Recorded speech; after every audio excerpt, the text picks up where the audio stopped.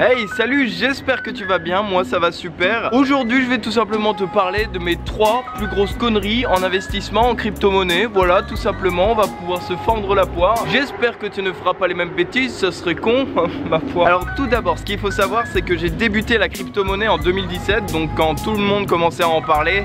Mais grossière erreur! Et oui, je vais te dire pourquoi. Tout simplement parce que les investissements dans ce genre, à partir du moment où monsieur et madame tout le monde en entendent parler tel que moi, on va pas se cacher, j'en faisais clairement partie. Toutes les personnes non expérimentées se sont mis dans la crypto-monnaie et à partir de ce moment-là, ça a formé une bulle spéculative à cause de ces personnes-là.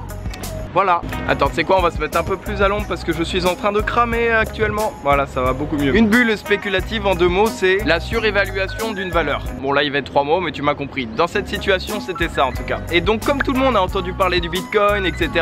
toutes les personnes se sont mis à acheter.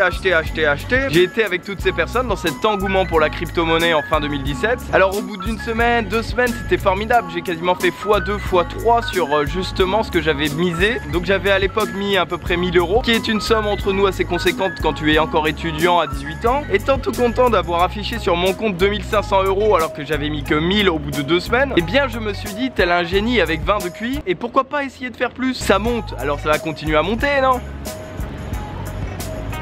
Tu la connais l'histoire, hein? Voilà, bon j'ai tout perdu, hein, j'ai plus rien.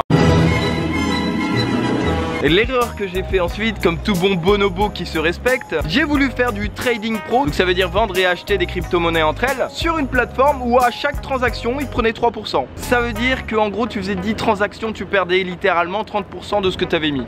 C'est pas très chrétien tout ça. Donc du coup, expert trader que j'étais, j'ai commencé à faire des super trades tous les jours pour justement essayer de valoriser mes gains et de compenser l'énorme chute qui était en train d'arriver. Tu l'auras compris, je suis passé de pouvoir m'acheter une voiture à pouvoir m'acheter un stylo en quelques jours. Yes! Donc pour faire un petit récapitulatif de ces 3 conneries que j'ai fait, de 1, n'investissez pas quand tout le monde investit déjà. Ça veut dire que vous avez beaucoup plus de chances pour que ça redescende au bout d'un moment. Alors que si vous investissez quand tout le monde flippe, hashtag actuellement, bien là ça va être beaucoup plus intéressant sur le long terme. Deuxième vraie connerie que j'ai fait, c'est que j'ai utilisé tout simplement de l'argent dont j'avais besoin. Donc voilà, hein, l'appât du gain, tu connais. Du coup je ne me suis pas du tout maîtrisé et après cette semaine de gloire, c'était Noël et ben j'ai fait des ardoises et des dessins pour mes proches. Bah oui, bah j'avais même plus de quoi m'acheter des pâtes, attends. Et la 3e et plus grosse connerie, c'est évidemment si vous voulez faire du trade, allez sur la plateforme adéquate, pas sur une plateforme qui va te prendre la moitié de tes sous à chaque fois.